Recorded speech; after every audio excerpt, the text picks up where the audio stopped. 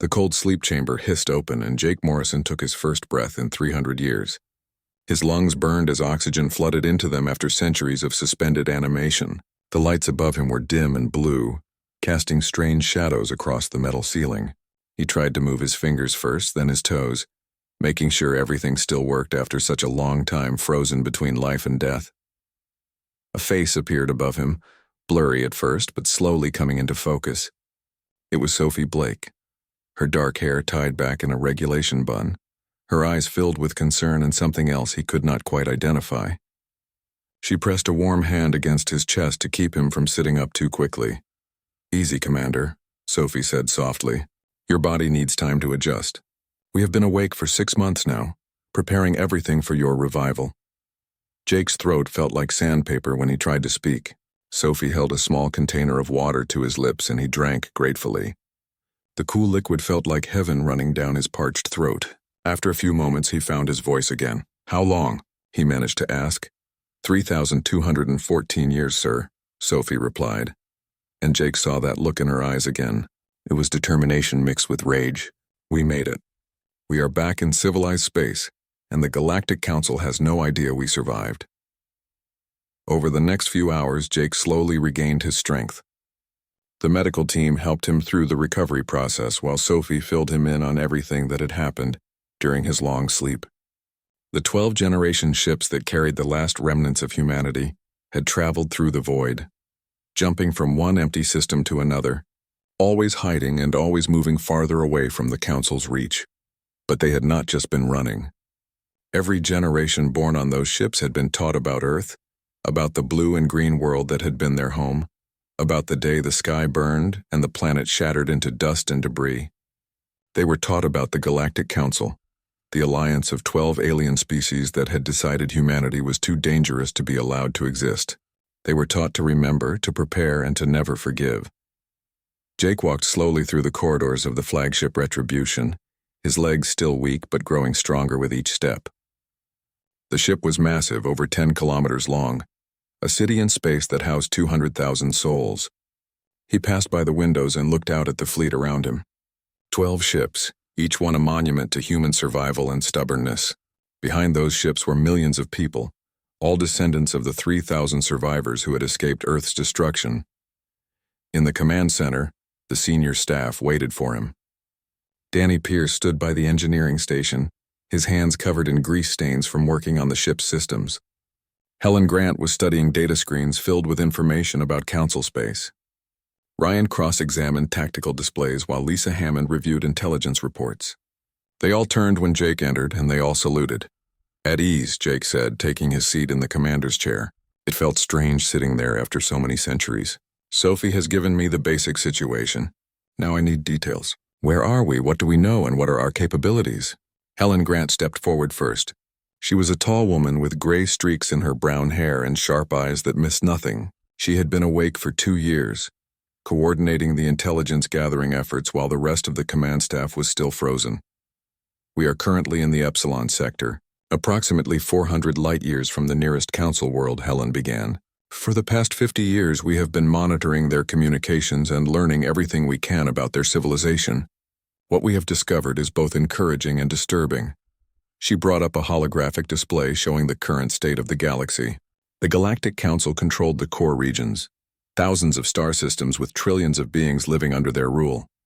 The 12-member species were arranged in a strict hierarchy, with the reptilian Zythrons at the top, making all the important decisions, and the insectoid Krell at the bottom doing most of the actual work.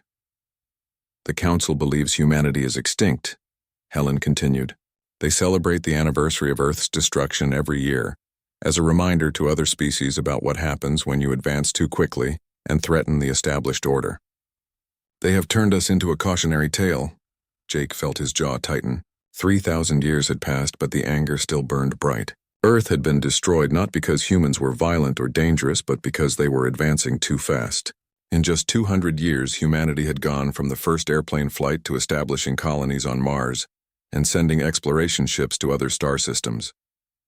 The Council had watched this rapid progress with growing fear. Ryan Cross brought up tactical displays next. He was a lean man with cold blue eyes and a mind that could calculate battle strategies faster than most computers. He had spent his entire adult life studying warfare, ancient Earth military history, and everything they could learn about Council fleet movements. The good news is that the Council has not fought a real war in 2,800 years, Ryan said. Their military forces are ceremonial. They parade around in fancy ships, but they have forgotten how to actually fight. Most of their weapons technology is over 1,000 years old because they banned most forms of innovation after they destroyed Earth. Danny Pierce laughed at that, a harsh sound with no humor in it. They were so afraid of creating another species like us that they crippled themselves. Meanwhile, we have spent 3,000 years building, improving, and preparing for this moment. Our technology is at least 5 centuries ahead of theirs, maybe more. Lisa Hammond stepped forward with her intelligence reports. She was young but brilliant, able to piece together information from fragments of intercepted transmissions and stolen data. Her team had spent decades learning Council languages, customs, and military procedures. We have identified all major Council military installations, government centers, and industrial worlds, Lisa said. We also have something unexpected. During our deep scans of their archives, we found hidden messages left by someone named Victor Lang. He was a human, one of the few who knew about the Council's plan to destroy Earth. He tried to stop it but failed. Before he died, he left information for us, coordinates and access codes that will help us strike at the heart of the Council. Jake stood and walked to the main viewing screen. Out there in the darkness of space, the Council species lived their comfortable lives. They had forgotten about the species they had murdered. They thought the problem was solved, the dangerous humans extinct and gone forever. They had no idea what was coming for them. We have 12 ships and approximately 4 million people, Jake said quietly. The Council has thousands of worlds and trillions of citizens. On paper, we should not stand a chance, but they have grown soft and complacent while we have grown hard and focused. Every person in this fleet was born for one purpose, to make the Council answer for what they did to Earth. He turned to face his command staff, these people who had waited centuries for this moment just as he had. We are not going to charge in blindly seeking revenge. We are going to be smart about this.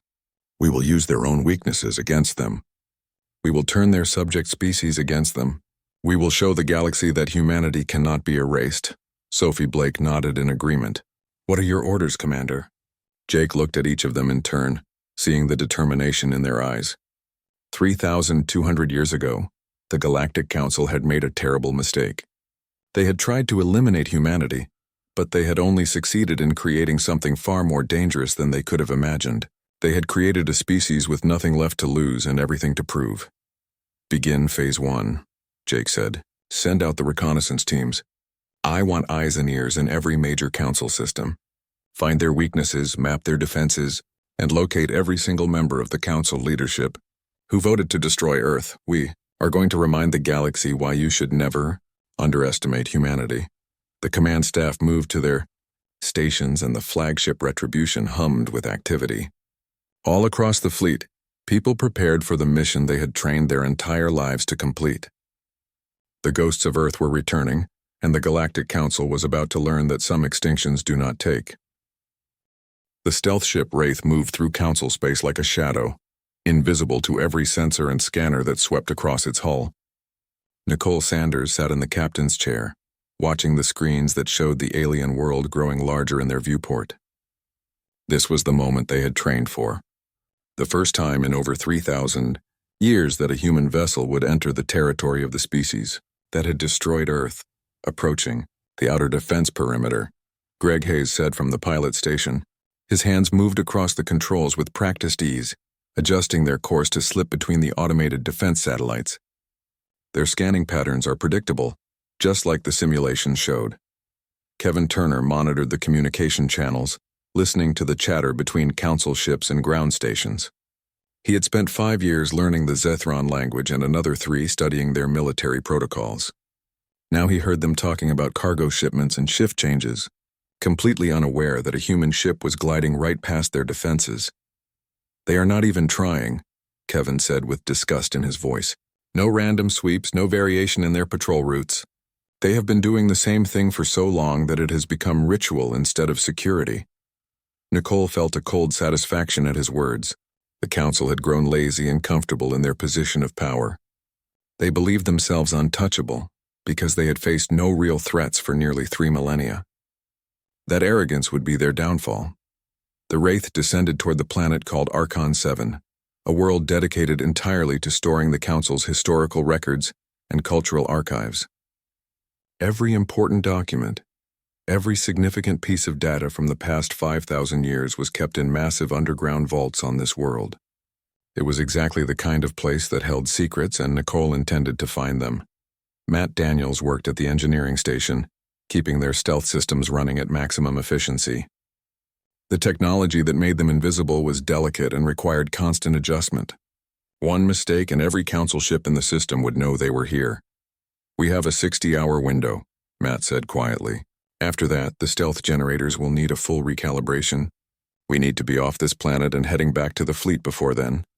Claire Warren checked her weapons one more time. As the security officer, her job was to keep the team alive if anything went wrong.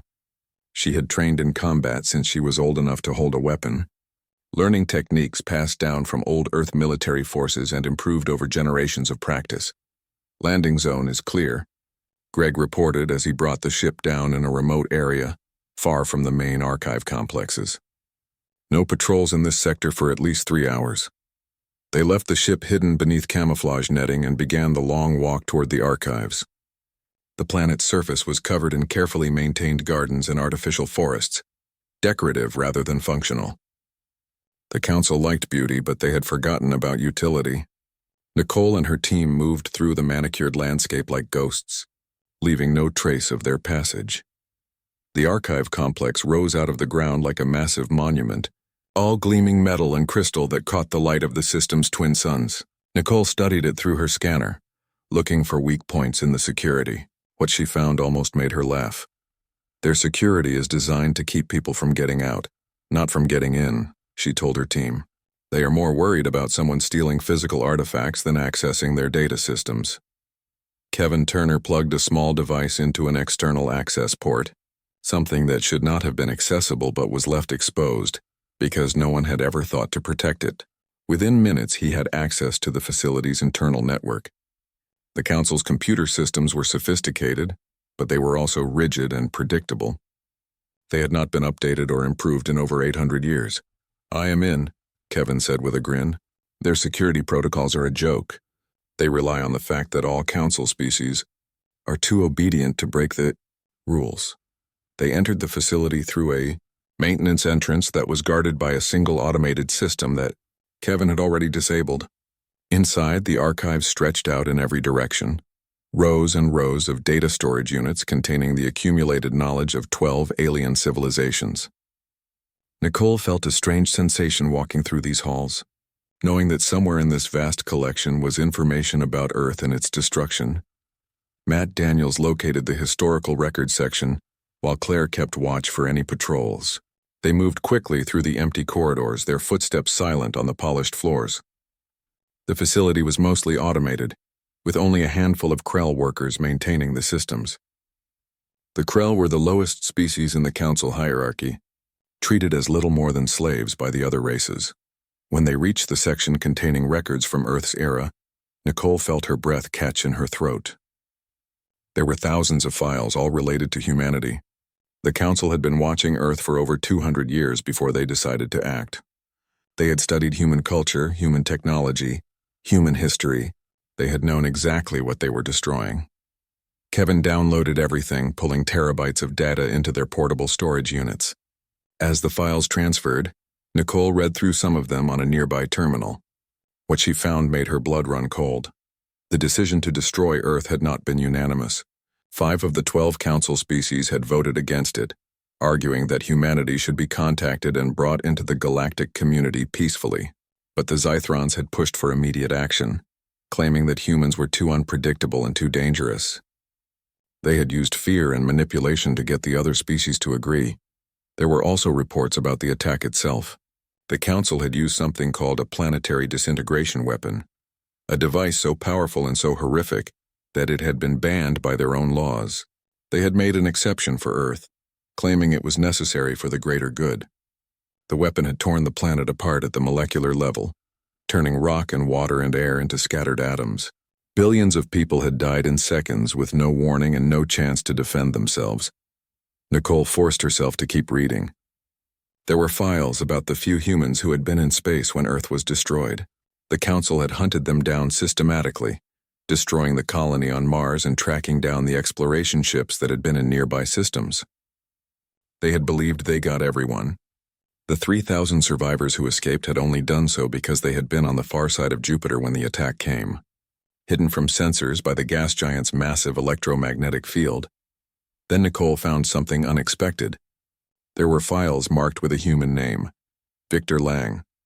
She opened them and discovered that Lang had been a human who somehow made contact with the Council before the attack. He had tried to negotiate, tried to convince them that humanity was not a threat. When that failed, he had tried to warn Earth, but the Council had stopped him. They had kept him prisoner until after Earth was destroyed, then they had killed him. But Victor Lang had been clever. Before he died, he had hidden messages throughout the Council's own systems, encrypted files that only another human could decode. Nicole's team found dozens of them, each one containing valuable information about Council military bases, government facilities, and the locations of key leaders. Lang had left them a roadmap for revenge. "This changes everything," Matt said as he looked at the data they were collecting. "Lang gave us everything we need to strike at the heart of the Council." Claire's scanner suddenly beeped a warning. "We have company. 2 Krell workers are heading this way on their routine maintenance round." Nicole made a quick decision. They could hide and avoid contact, but there was an opportunity here. The Krell were oppressed by the Council, treated as inferior beings despite their intelligence and capabilities. Maybe they could be allies rather than enemies. When the 2 Krell entered the room, they froze in shock at seeing the humans. The insectoid being stood nearly 7 feet tall, with 4 arms and compound eyes that reflected the light like mirrors. For a moment, nobody moved. Then Nicole did something that surprised everyone, including herself. She spoke to them in their own language, words that Kevin had taught her during the journey. "We mean you no harm," she said carefully. "We are humans, and we have come back." The Krell looked at each other, their antennae twitching in what Nicole hoped was curiosity rather than fear. One of them stepped forward slowly. "Humans are extinct," it said in a clicking, buzzing voice. "The Council destroyed your world long ago." "The Council tried," Nicole replied, "but some of us survived. We have been preparing, and now we have returned." The Krell were silent for a long moment. Then the one who had spoken made a gesture that Kevin recognized as a sign of respect. "The Krell remember," it said. "We were one of the 5 species who voted against your destruction. The Zithrons forced us to comply. They always force us to comply." Nicole felt hope stir in her chest. "Would your people stand with us against the Council?" The Krell looked at each other again, communicating in ways humans could not perceive. Finally, they both turned back to Nicole. The human fleet approached Terminus 5 with all weapons ready and all crews at battle stations. Jake Morrison stood on the bridge of the Retribution, watching the industrial planet grow larger on the main screen. This world produced most of the Council's starship components and military hardware. It was the perfect target for their first strike, a blow that would cripple the Council's ability to respond, while sending a clear message that humanity had returned. Ben Carter commanded the assault force from his flagship Vengeance, 3 battle groups of human warships that had been designed and built in the darkness between stars. Each ship carried weapons technology that the Council had never seen before, innovations born from necessity and refined over centuries of preparation. The Council had banned most technological advancement after destroying Earth, but humanity had never stopped improving and evolving. "All ships report ready," Sophie Blake said from her station beside Jake. "The cyber warfare teams are standing by." Jake nodded and gave the order, "Begin the operation." Rachel Moore and her team of specialists began their attack from inside the Retribution's secure computer center. They had spent months studying the Council's network architecture, learning every weakness and vulnerability in systems that had not been significantly updated in over 1,000 years. Now they unleashed their assault with surgical precision. The defense satellites around Terminus 5 suddenly went dark as Rachel's code flooded through their systems. The automated weapons platforms that should have opened fire on the approaching human fleet instead turned toward each other. On the planet's surface, shield generators failed and communication networks crashed. The Council defenders found themselves blind and helpless within the first 5 minutes of the attack. Ben Carter watched the chaos unfold with grim satisfaction. All ships move in. Secure the orbital stations and prepare for ground deployment. The human warships swept through the defense perimeter like wolves through sheep. The Council patrol vessels tried to respond, but their weapon systems refused to activate or their targeting computers fed them false information. Several ships attempted to flee, only to find their navigation systems locked and their engines disabled. Within 30 minutes, the orbital space around Terminus 5 belonged to humanity. Steve Palmer led the Marine assault teams aboard the largest Council station, a massive facility that coordinated all industrial output for the sector. His soldiers moved through the corridors in perfect formation, their armor and weapons far superior to anything the Council defenders possessed. The alien security forces had been trained for ceremonial duties and riot control, not actual combat against a determined military force. Linda Shaw commanded the second wave of Marines, hitting the planet's main manufacturing centers. Her teams dropped from orbit in assault pods, landing precisely on target despite the complete lack of combat drop experience in over 3 millennia of human history. The training simulations had prepared them well, but this was the first time any of them had faced real combat conditions. The Council workers at the manufacturing plant surrendered almost immediately when they saw human soldiers appearing in their facilities. Most of them were Krell or members of other lower species, forced to labor in dangerous conditions for minimal compensation. They had no loyalty to the Council and no desire to die defending a system that oppressed them. Jake watched the operation proceed with methodical efficiency. Every objective was taken on schedule, every target secured without significant resistance. The Council forces were disorganized and demoralized, unable to comprehend what was happening. They had grown so comfortable in their position of power that they had forgotten what it meant to face a real enemy.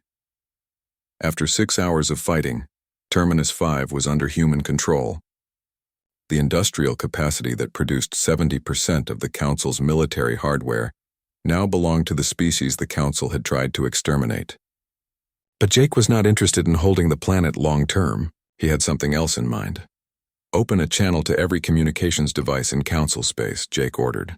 "I want this broadcast to reach every world, every ship, every station in their territory." Kevin Turner worked to ensure the signal would penetrate every network and override every security protocol. When he gave the ready signal, Jake began to speak. His words were translated simultaneously into all 12 Council languages, carried across thousands of light years to trillions of beings who believed humanity was extinct. "My name is Jake Morrison, commander of the human fleet. 3,200 years ago, the Galactic Council destroyed our homeworld. They used a weapon so terrible that they had banned it from use, but they made an exception for Earth. They killed billions of innocent people because they feared humanity's potential. They hunted down our survivors and tried to eliminate every trace of our existence. They failed." Jake paused, letting his words sink in across the vast distances of space. On thousands of worlds, people stopped what they were doing to stare at screens showing a human face, a member of a species that should not exist. "We survived," Jake continued. "We fled into the darkness and we endured. We raised our children with stories of Earth, of the blue skies and green forests that were stolen from us. We taught them about the Council's crime and we prepared for this day. Now we have returned and we demand justice." He gestured to the screens behind him, showing images of Terminus 5 under human control. "This planet is just the beginning. We do not come as conquerors seeking to replace the Council with our own tyranny. We come as liberators, offering freedom to all species who have suffered under the Council's rigid hierarchy. To the Krell, to the Vex, to all the oppressed peoples of the galaxy, we say this: stand with us and we will forge a new future together." Jake's expression hardened. "But to the Council leadership, to those who voted to destroy Earth and those who have maintained this corrupt system, we offer no mercy. You will answer for your crimes. You will face justice for the billions you murdered. This is not a request. This is a promise." The broadcast ended and Jake sat back in his chair. The message was sent and there was no taking it back now. The entire galaxy knew that humanity had survived and returned with vengeance in their hearts. The reaction was immediate and chaotic. On the Council homeworlds, the Zythron leadership called emergency sessions. Supreme Chancellor Vortak, the current leader of the Council, demanded answers that no one could provide. How had humanity survived? Where had they been hiding? How had they developed such advanced technology? The questions piled up with no satisfactory answers. Meanwhile, on dozens of worlds throughout Council space, the lower species began to stir. The Krell workers who had been liberated from Terminus 5 spread the word that humans had treated them with respect and dignity. Other oppressed peoples heard Jake's message and dared to hope that change might be possible. Paul Jenkins led human diplomatic teams to make contact with these potential allies. He met with Krell leaders on their colony worlds, with Vex representatives on their industrial stations, with members of 6 other species who had suffered under Council rule. He offered them something the Council never had: equality and partnership rather than domination. Diana Cruz worked alongside Paul, using her skills in communication and cultural understanding to build bridges between humans and these alien species.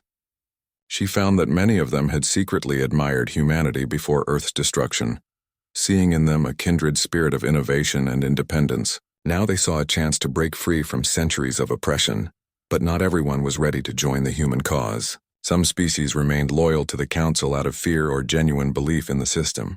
Others wanted to wait and see how strong humanity really was before committing to either side. The galaxy was fracturing along lines that had been hidden for millennia, and the Council's illusion of unity was crumbling. Jake received reports from Intelligence Officer Lisa Hammond about Council fleet movements. The military was scrambling to assemble a defensive force, pulling ships from border patrols and garrison duties. They were organizing at the Coreward Defense Line, a network of starbases that protected the core worlds where the Council leadership lived. "They are gathering everything they have," Lisa said, studying the tactical displays. 800 warships, maybe more. They think they can overwhelm us with numbers. Ryan Cross ran the calculations and smiled coldly. They are thinking like the Council, bound by outdated tactics and rigid formations. They have forgotten that war is about more than just counting ships. Sophie Blake brought up the reconnaissance data from Nicole Sanders and the other scout teams. They had been mapping Council defenses for months, identifying weaknesses and opportunities. The information Victor Lang had left behind proved invaluable, giving them access codes and security protocols that were still in use after 3,000 years. "We have complete intelligence on their defensive positions," Sophie reported. "We know where every ship will be, where every commander will position themselves. They are predictable because they have not fought a real war in so long." Jake stood and walked to the main screen, looking at the strategic map of Council space. The Coreward defense line was formidable on paper, but he could see the weaknesses. The Coreward defense line stretched across space like a wall of steel and energy. 800 Council warships hung in perfect formation, their hulls gleaming under the light of distant stars.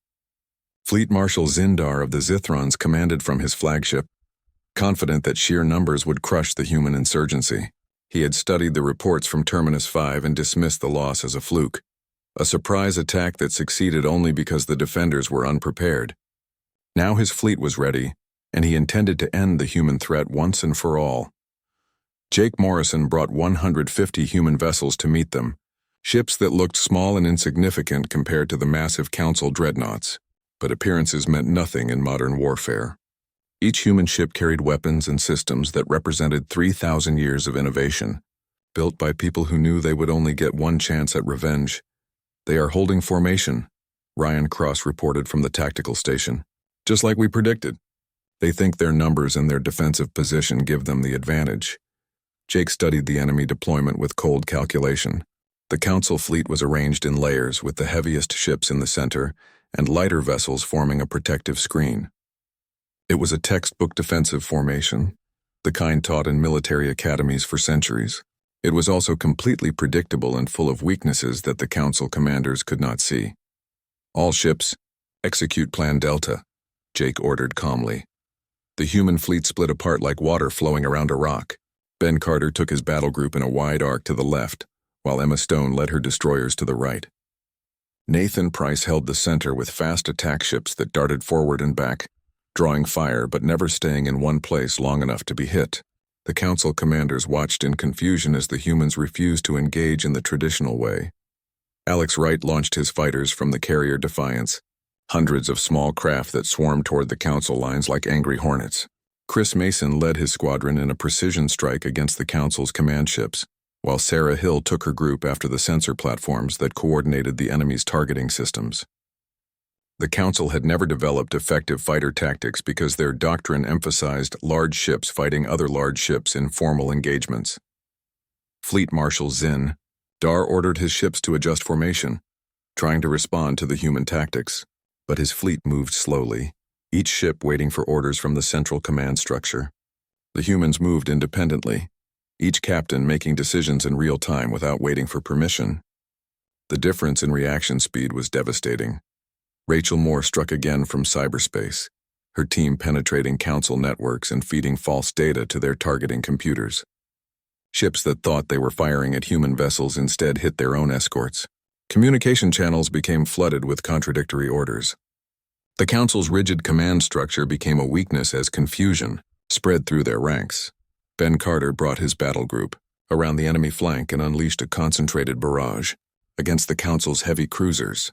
The human weapons, refined over generations of theoretical development and testing, punched through shields that had not been upgraded in over a millennium. 3 Council dreadnoughts exploded in the first volley, their reactors overloading when damaged by weapons they were never designed to withstand. Emma Stone's destroyers hit the opposite flank with equal ferocity. Her ships moved fast and struck hard, firing and then disappearing before the Council could respond effectively. The rigid formations that Fleet Marshal Zindar relied on began to break apart as his captains panicked and tried to defend themselves individually. Jake watched the battle unfold exactly as Ryan had predicted. The Council fleet had superior numbers, but they fought like they were still living 3,000 years in the past. They expected honor and formal rules of engagement. They got ruthless efficiency and tactics designed by people who understood that war was about winning, not about looking impressive. "Identify the Council flagship," Jake ordered. "I want Zindar captured alive." Ryan Cross highlighted the massive vessel at the center of the enemy formation. It was surrounded by protective layers of smaller ships, but those defenses were already crumbling under the human assault. Jake signaled to Brad Cooper, who commanded the elite boarding teams. "We are going in," Brad confirmed, his voice calm despite the chaos of battle surrounding them. The boarding ship cut through space on a direct course for the Council flagship, ignoring the defensive fire that splashed harmlessly against its advanced shields. Brad and his team of shock troops wore armor that made them look like walking tanks, each soldier carrying weapons that could cut through bulkheads or disable enemies without killing them. They needed prisoners who could answer questions, not corpses. The boarding ship attached to the Council flagship's hull and burned through the armor plating. Brad led his team into the corridors of the enemy vessel, moving with practiced efficiency. The Zithron guards tried to stop them, but they were trained for ceremony and intimidation, not actual combat. Within minutes, Brad's team had secured the road to the bridge. Fleet Marshal Zindar watched in horror as his bridge doors exploded inward and human soldiers poured through the smoke.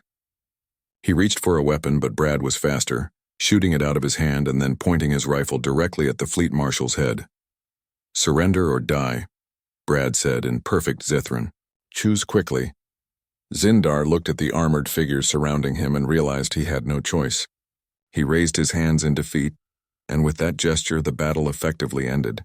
The Council fleet, seeing their commander captured and their formations shattered, began to break and run. Some ships tried to flee but found their navigation systems compromised. Others simply shut down their weapons and waited to be boarded. Jake accepted the surrender of over 600 Council warships, the largest military victory in human history. But he did not celebrate because the war was far from over. Intelligence officer Lisa Hammond brought him news that turned his moment of triumph into urgent concern. "Commander, we have confirmed intelligence about the planetary disintegration weapon," Lisa said, her face pale. "It still exists, and it is located in the Zythra system, the Council's capital. They are preparing to use it against our colony at New Terra." The words hit Jake like a physical blow. New Terra was where most of the human civilians lived, the families and children who represented humanity's future. If the Council used that weapon, they could wipe out millions of people in seconds, just as they had done to Earth 3,000 years ago. "How long do we have?" Jake asked. 48 hours at most," Lisa replied. "Maybe less if they accelerate the charging sequence." Sophie Blake immediately began calculating jump coordinates. "We can reach the Zythra system in 36 hours if we push the engines to maximum." Ryan Cross pulled up tactical data on the Council's home system. It is the most heavily defended location in the galaxy. There are over 1,000 warships stationed there, plus orbital defense platforms and surface-to-space weapons. Even with our technology, a direct assault will be costly. Jake looked at the strategic display showing the heart of Council space. The Zithra system contained the homeworld of the Zithrons and the seat of the Council's government. It was where the decision to destroy Earth had been made, where the order had been given to exterminate humanity. And now it held the weapon that could finish what the Council started 3,000 years ago. We do not have a choice, Jake said firmly. If that weapon fires on New Terra, everything we have fought for dies with our people. We go to the Zithra system and we destroy that weapon no matter the cost. Steve Palmer and Linda Shaw prepared their Marines for urban combat operations. If they had to fight their way across an entire planet to reach the weapon, they would do it. Paul Jenkins contacted the allied species they had been working with, asking for any support they could provide. The Krell responded immediately, offering ships and soldiers to join the assault. Helen Grant studied every piece of data they had about the planetary disintegration weapon. It was a massive device that required enormous amounts of energy to function. The Council had built it in secret over 2 decades before using it on Earth, and they had hidden it away afterward. Too ashamed to destroy it, but too afraid to let anyone know it still existed. The weapon is located on the 4th moon of Zithra Prime, Helen reported. It is heavily shielded and protected by an entire legion of elite guards. But there is a weakness. The weapon needs a clear line of sight to its target, and it takes 6 hours to achieve full charge. If we can disrupt the charging sequence or damage the targeting systems, we can prevent it from firing. Jake assembled his command staff and laid out the plan. It would require splitting their forces and attacking multiple targets simultaneously. Ben Carter would lead the fleet assault against the orbital defenses. Nicole Sanders and her stealth team would infiltrate the weapon facility. Steve Palmer's Marines would hit the Council government centers to create chaos and confusion. Every available ship and soldier would be committed to this one desperate operation. This is everything we have been building toward, Jake told his officers. The human fleet emerged from hyperspace at the edge of the Zithra system and immediately came under fire. 1,200 Council warships moved to intercept them, filling space with weapons fire and defense screens. Jake Morrison watched the tactical displays light up with enemy contacts and felt no fear, only cold determination. This was the moment that 3,000 years of preparation had been building toward. All ships, execute attack pattern Omega, Jake ordered, his voice steady despite the chaos erupting around them. Ben Carter took his battle group straight into the teeth of the Council defense line. The enemy expected humans to be cautious after seeing the size of the defending force, but caution was not part of the plan.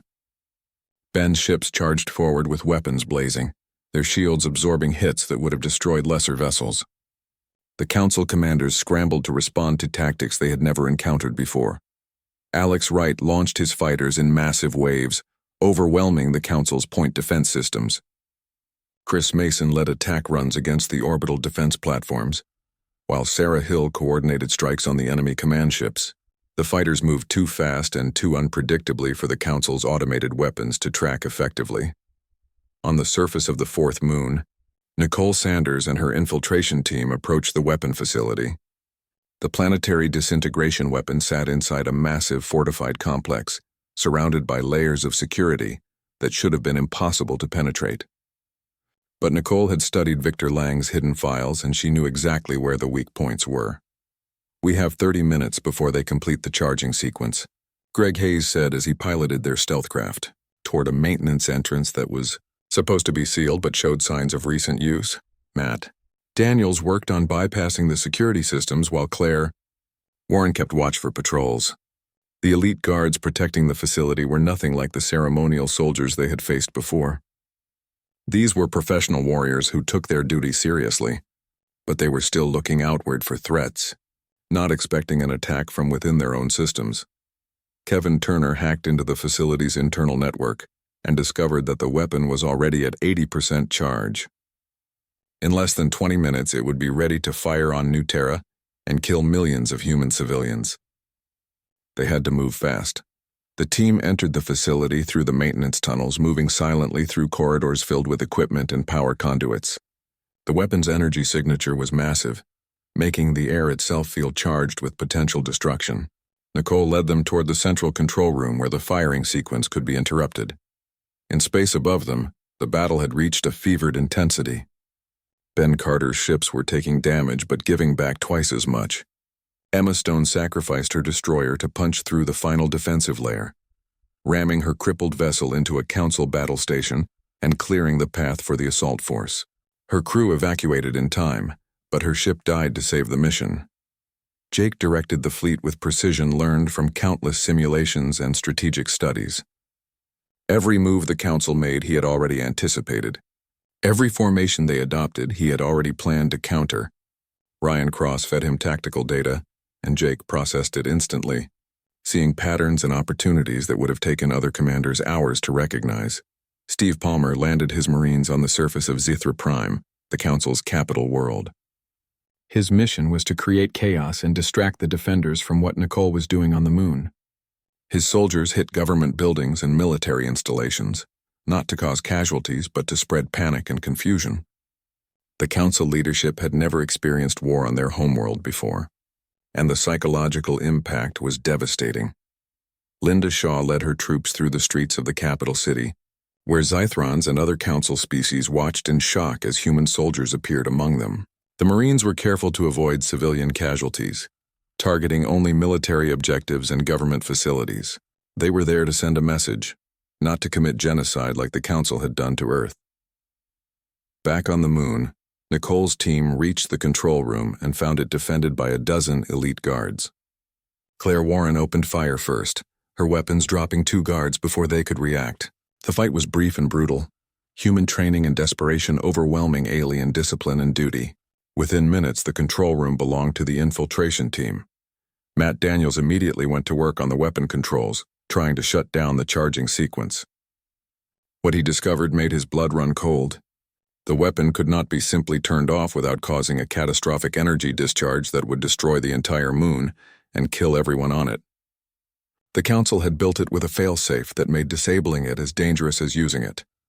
"We have a problem," Matt said, his fingers flying across the alien controls. "If we shut it down wrong, the energy backflow will trigger an explosion that makes the weapon itself look small by comparison." Nicole made a decision in seconds. "Can you reprogram the targeting system?" Matt studied the controls and slowly nodded. "Yes, but I would need to keep the weapon charged and ready to fire. We could redirect it away from New Terra, but it would still discharge somewhere." "What about uninhabited space?" Greg asked. "There are no uninhabited systems within range," Kevin said, checking the star charts. "The weapon can only fire at targets in neighboring sectors, all of which have planets and stations." Nicole thought quickly, her mind racing through options. Then she saw it, a solution that Victor Lang himself might have approved. "What about Council military installations? The automated bases in the Outer Rim that have no permanent crews?" Matt's eyes widened as he understood. "We turn their own weapon against their military infrastructure. It would cripple their ability to wage war without killing civilians." "Do it," Nicole ordered. While Matt worked on reprogramming the targeting protocols, the battle in space reached its climax. Jake's fleet had lost 30 ships, but the Council had lost over 400. The defenders were breaking, their formations shattered and their morale collapsing. More and more Council vessels were surrendering or fleeing the system entirely. Jake received a communication request from the planet below. It was Supreme Chancellor Vortak himself, calling from the Council chambers where he cowered with the other leaders. Jake accepted the call and looked at the reptilian face of the being who held the highest position in the government that had destroyed Earth. "You cannot win this," Vortak said, trying to sound confident but failing to hide his fear. "Even if you destroy us, other species will rise to stop you. The galaxy will not accept human dominance here." "We do not want dominance," Jake replied coldly. "We want justice. Your Council decided that humanity was too dangerous to exist, so you murdered billions of innocent people. You used a weapon so terrible that your own laws forbade it. You hunted down survivors and tried to erase every trace of our existence. For 3,000 years, you celebrated the anniversary of our genocide." Vortak had no response to that. He knew every word was true. "But we are not like you," Jake continued. "We could destroy your homeworld right now. We have the power, and we certainly have the justification. But we will not become the monsters you feared we would be. On the moon, Matt finished reprogramming the weapon. The targeting systems now pointed at 12 unmanned military stations scattered across Council space. When the weapon fired, it would eliminate key military infrastructure without killing anyone. It was a show of mercy that the Council had never offered humanity. Weapon is ready to fire on new targets, Matt reported. Nicole opened a channel to Jake. Commander, we have control of the weapon. Request permission to fire. Jake looked at Vortak on the screen. You have a choice, Chancellor. You can accept surrender and work with us to build a new galactic order based on equality and justice, or we can fire this weapon and continue this war until one of us is completely destroyed. Choose quickly. Vortak looked at the other council members around him. They were broken, defeated, their illusion of superiority shattered by a species they had believed extinct. Finally, the Supreme Chancellor lowered his head in submission. We surrender, Vortak said quietly. The Council accepts your terms. Jake nodded to Nicole. Fire the weapon at the military targets. Let them see what we could have done to their worlds. The planetary disintegration weapon discharged its accumulated energy toward the automated military bases. Across the galaxy, installations that had stood for millennia simply ceased to exist. Torn apart at the molecular level, the Council leadership watched in horror as their military power was stripped away, understanding for the first time what they had done to Earth and its people. The war ended not with a final battle, but with the signing of documents in the Council chambers. Jake Morrison stood before the assembled leaders of 12 species and dictated the terms of the new order. The old council was dissolved and replaced with a democratic assembly where all species had equal representation. The rigid hierarchy that had oppressed the lower species for thousands of years was abolished. Technology restrictions were lifted, allowing innovation and progress to flourish again.